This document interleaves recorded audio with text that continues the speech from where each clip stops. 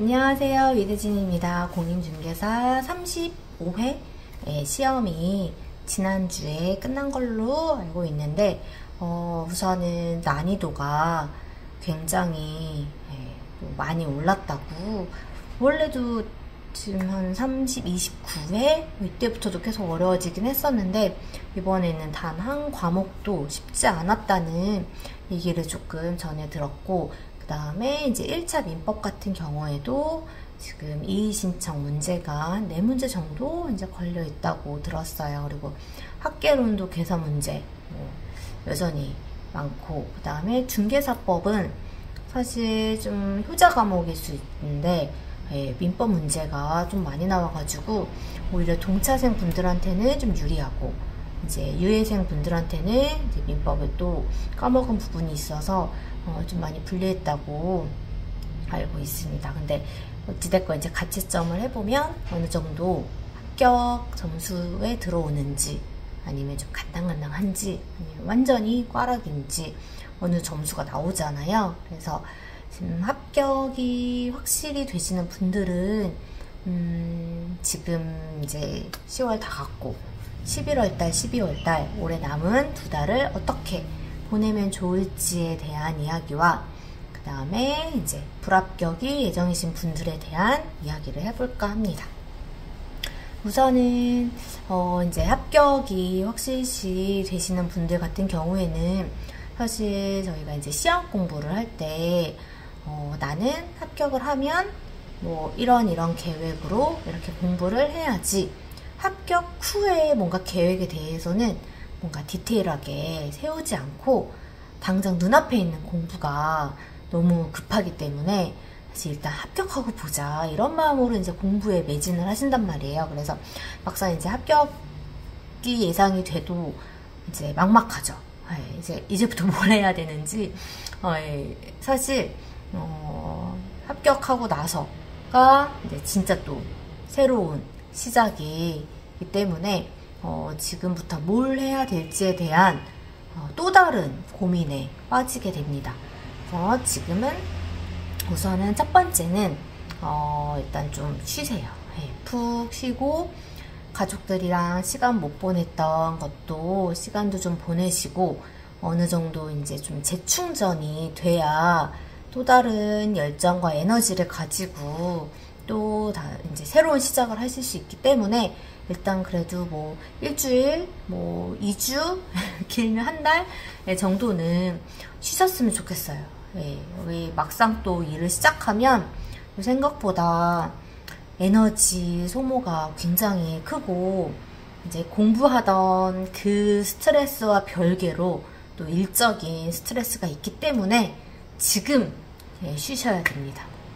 물론 이제 직장 병행이신 분들은 그래도 직장 끝나고 공부 이제 안 해도 되니까 이제 좀 쉬시고 좀 재충전의 시간을 가지셨으면 좋겠고요.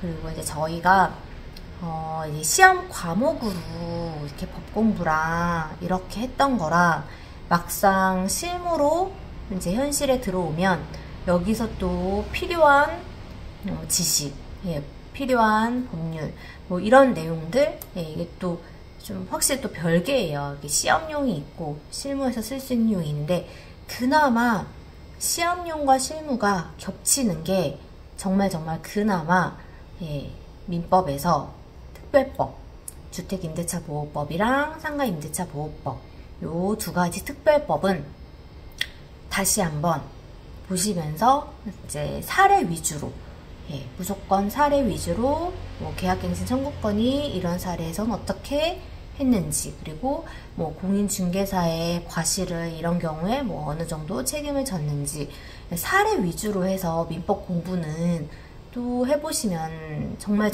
도움이 되고, 이게 저희가 실전에 막상 있다면 부딪히다 보면 결국은 이제 분쟁이 생기는 경우는 임대차란 말이에요. 근데 이제 이런 거를 잘 좀 풀어드리면서 상담이 되면 그래도 신뢰감을 드리기 때문에, 그래서 2가지 법은 이제 법조문 시험 위주로의 그 달달달달 외우는 그거 말고 사례 위주로 해서 공부를 하셨으면 좋겠고, 그 다음에 나는 토지나 뭐 재건축, 재개발 이런 데 관심이 있다.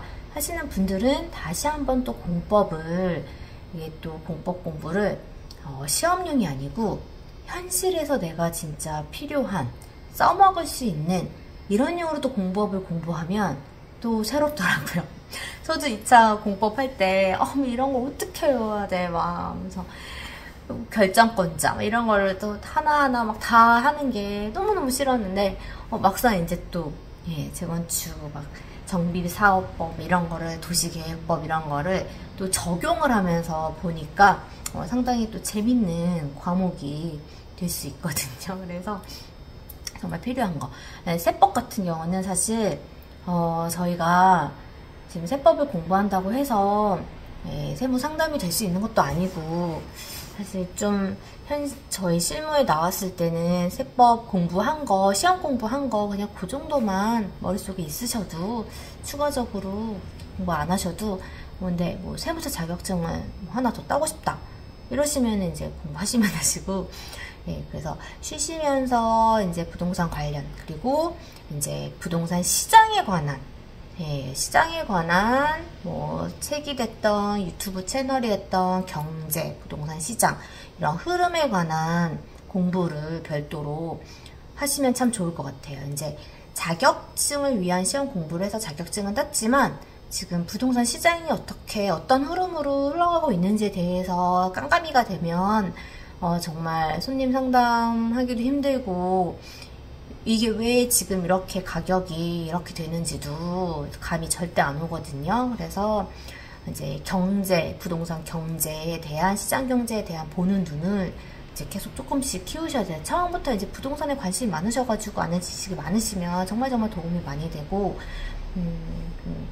따로 그런 거에 대한 공부를 하셨으면은 좋겠습니다. 그리고 이제 취업을 할지 개업을 할지 이거에 대한 고민도 굉장히 많으실 텐데, 일단은 목표를 설정을 하셔야 되세요. 일단 나는 초보고, 나는 이제 시작이고, 내가 소공으로 취업을 한다면 나는 거기에서 어떤 경험과 어떤 거를 배우면서 일을 할 수 있을까 라는 생각을 가지시면서 이제 소공 취업 자리를 알아보시고, 개업을 하신다면 이제 개업 자리도 물건, 중개 대상물에 따라서 부동산 위치가 많이 달라지기 때문에 내가 눈여겨봤던 뭐 아파트 단지가 있다던가, 아니면 내가 주로 생각했던 상가가 많은 그런 위치라던가, 이런 거 다 따졌을 때 일단 나의 개업 자본금, 자본금 굉장히 중요해요. 아파트 단지 내 상가 들어가면 너무 좋죠. 진짜 핫한 부동산은. 근데 정말 그 기존의 회원 자리를 인수를 받으려면 이제 권리금이 또 억대로 있기 때문에, 아니면 수천만 원이 있을 수도 있으니까 개업 자금을 생각해서 약간 이제 어떤 방향으로 가야 될지에 대한 고민을 하시다가 보면 이제 금세 한 12월이 지날 거예요. 그러면 일단은 실무 그 부동산 협회에서 하는 실무 교육을 이수를 해야 소공 취업을 하던 개업을 하잖아요. 그래서 지금 초반에는 좀 치열해요. 그래서 지금 합격 점수가 이제 넉넉하다 하시는 분들은 빨리빨리 공중개사 협회 사이트 들어가가지고 실무 교육을 미리 예약을 꼭 해놓으셔가지고 이수를 하시고, 안 그러면 이제 꽉 차서 계속 다음 달로 미뤄지거든요. 그래서 의지가 있고 열정이 있을 때 준비를 하시는 게 좋다고 생각하고, 안 그렇고 계속 미루다 보면 사실 1년은 또 금방 지나가요. 소공도 취업 안 하고 개업도 안 하시고 또 1년이 이렇게 지나가면 이제 그때 자격증 막 따고 합격하면 막 이래야지 이랬던 열정이 정말 많이 사그라들거든요. 그래서 지금 좀 준비를 하나씩 하셔가지고 장롱 면허가 되지 않도록 하셨으면 좋겠어요. 그리고 이제 점수가 안 나오신 분들, 불합격하신 분들은 진짜 지금 마음이 너무너무 힘드실 것 같아요. 어떤 시험이든 떨어지려고 공부를 하는 시험이 없잖아요. 그러니까 이분들은 정말 그 합격하신 분들보다 더 조금 마음을 이렇게 편하게 쉬시고, 쉬시고 그 후에 생각을 하셨으면 좋겠어요. 네, 일단은 먼저 휴식을 먼저 취하시고 그 다음에 이제 계속 도전을 할 것인지 아니면 여기서 그만할 것인지에 대한 생각은 쉬시고 나서 마음의 여유가 조금 생겼을 때 하셨으면 좋겠어요.